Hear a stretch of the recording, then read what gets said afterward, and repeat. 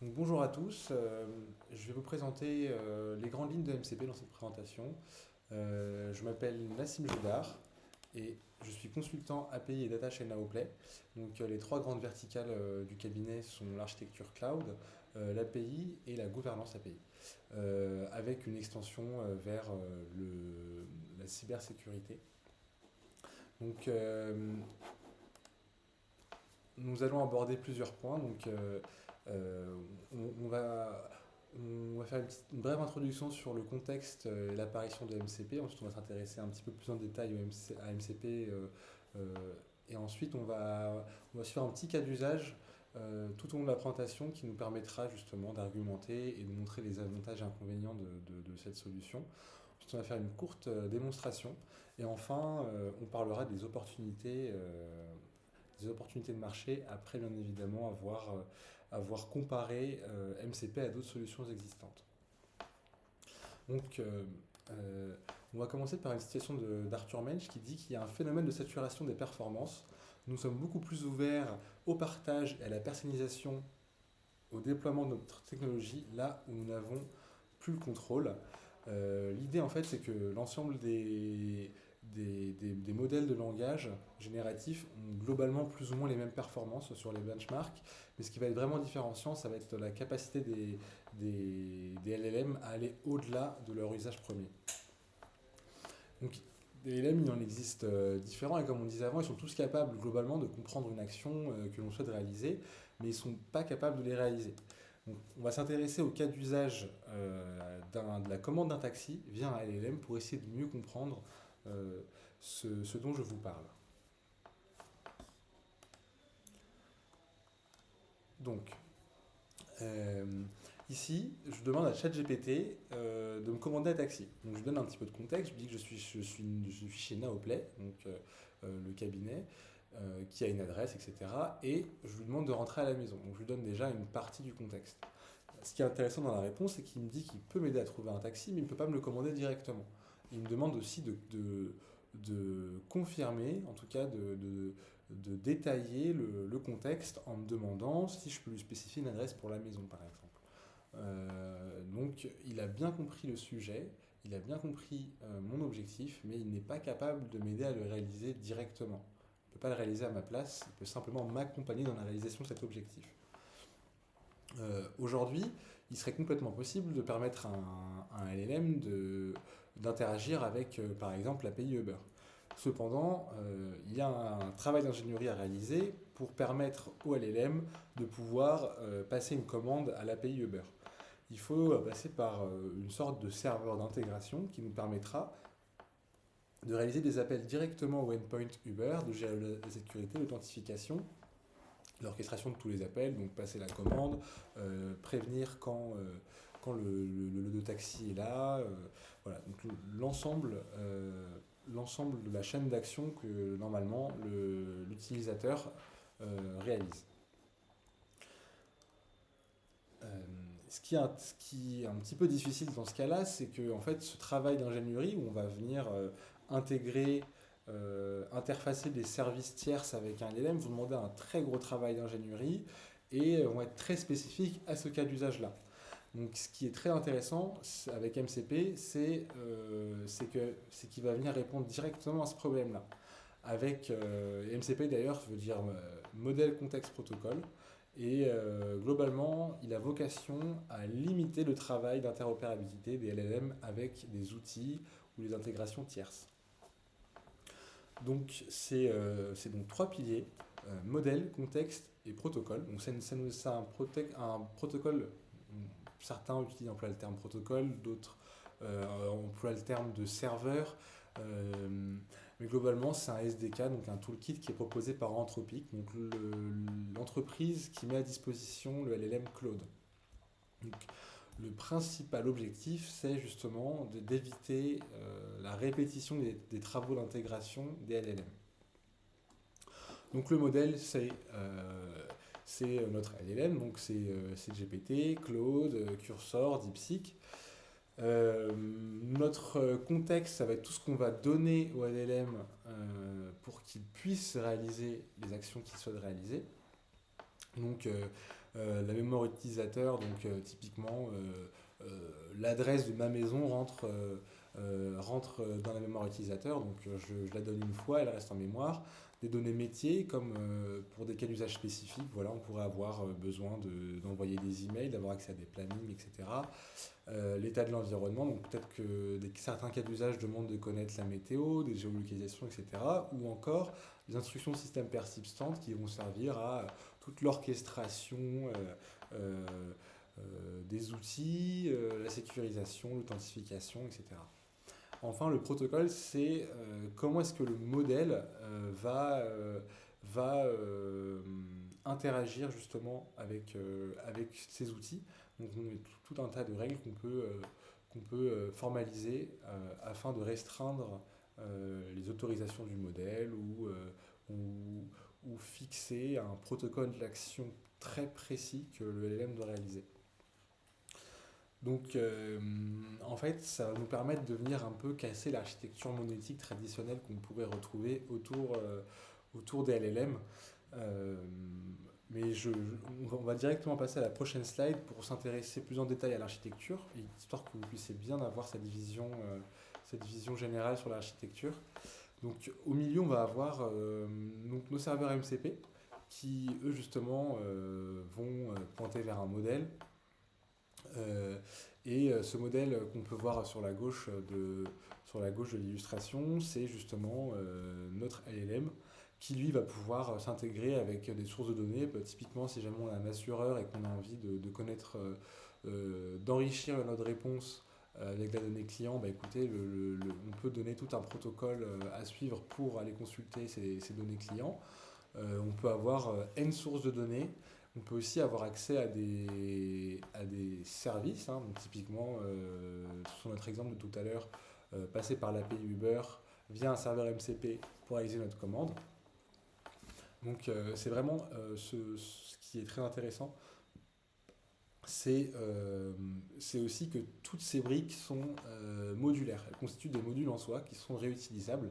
Donc si demain Uber décide de concevoir un serveur MCP qui sera mis à disposition d'éventuellement des développeurs d'applications qui voudraient intégrer les services Uber dans leur chaîne d'agents IA. Si l'équipe de Uber développe le serveur MCP une fois, tout le monde peut l'utiliser sans refaire spécifiquement de travail d'ingénierie, hormis un petit peu de configuration. Donc si jamais on prend notre cas de la commande de taxi tout à l'heure, on pourrait essayer de se dire, tiens, on peut automatiser toute la chaîne. C'est-à-dire passer directement par Slack pour éviter à notre employé de perdre du temps et de s'éloigner des technologies qu'il utilise au quotidien. Donc il pourrait typiquement commander son Uber par Slack, en tout cas parler avec le LLM par Slack. Ensuite, le LLM pourrait lui répondre, gérer la commande, etc. Et à la fin, enregistrer les notes de frais relatives à la course dans Spendesk, un outil qui permet de saisir les notes de frais. Donc si jamais on s'intéresse à ce cas-là, donc on aurait cette architecture-là, avec à gauche notre LLM, donc ChatGPT par exemple, ou Claude ou autre, qui justement passerait par le serveur MCP1 pour faire son premier call API une fois qu'il a l'ordre de passer la commande. Puis ensuite, il pourrait s'occuper du suivi de la commande, donc voilà, notifier quand le chauffeur est là via Slack. Puis ensuite, une fois que la commande a été réalisée, que la course a été réalisée, il peut très facilement, via un autre serveur MCP, enregistrer les notes de frais dans Spendesk. Donc là, on a un agent IA qui est capable d'accompagner ses utilisateurs dans la commande d'un taxi et qui se fait de manière complètement automatisée, bien sûr, hormis la première interaction qu'il y a eu avec le LLM. Donc, on va passer sur une petite démonstration. Donc, je vais vous montrer un serveur MCP démo et globalement comment est-ce qu'on l'utilise. Donc là, on se retrouve dans l'application Claude Desktop, qui est une version locale de Claude, donc qui peut tourner on-premise, et ici en l'occurrence avec très peu de ressources sur mon PC. Donc ici, on est dans l'île de PyCharm, donc c'est ici où j'ai spécifié mon serveur MCP. Donc, voilà l'ensemble de tous les ressources. Donc, c'est ce qu'on a voyé tout à l'heure sur l'architecture MCP, l'ensemble des composants qu'on peut requêter depuis le LLM. Donc, en fait, une fois qu'on l'a installé, en fait, l'installation est assez simple. Il faut, il faut simplement passer euh, par un gestionnaire de package qui s'appelle UV, que je vais vous montrer tout de suite. Euh,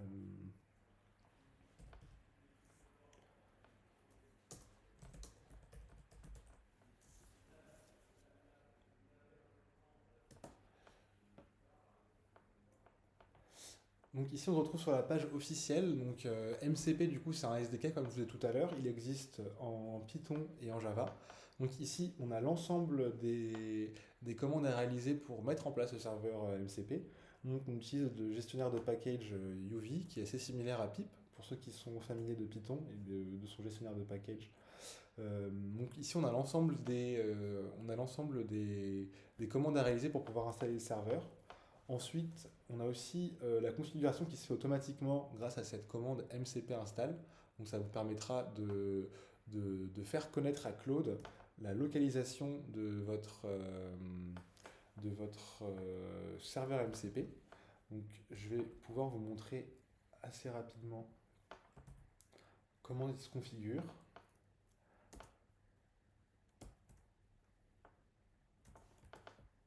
Donc,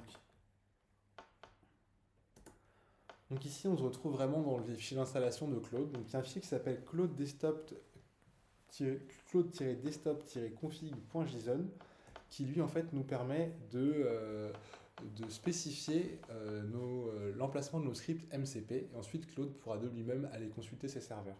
Donc ici on peut voir le nom de la démo, donc ce démo MCP Claude qui est bien le nom de mon serveur qui est derrière. Donc démarrons Claude et constatons. On peut déjà constater ici dans les outils que mon serveur MCP est utilisable et on peut voir sur le 3 qu'il y a 3 tools qui sont disponibles. Donc une fonction add, une fonction qui permet de convertir des kilomètres en miles et une fonction isEven. Bien sûr, Claude serait capable de les réaliser de lui-même, donc c'est des fonctions assez simplistes, mais c'est pour vous montrer qu'on peut implémenter une logique. Donc, implémenter une logique et forcer Claude à y faire appel. Donc, j'ai ici derrière une fonction toute simple qui permet simplement de faire une conversion en de kilomètres à miles. Donc, elle a été spécifiée ici. Donc, bonjour Claude, je souhaite convertir 4 kilomètres en miles. Est-ce que tu peux m'aider, s'il te plaît?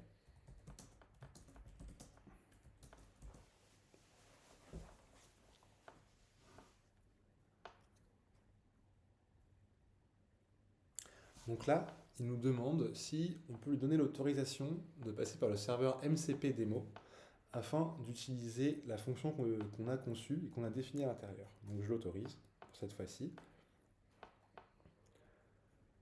Et donc là, il a pu me fournir une réponse.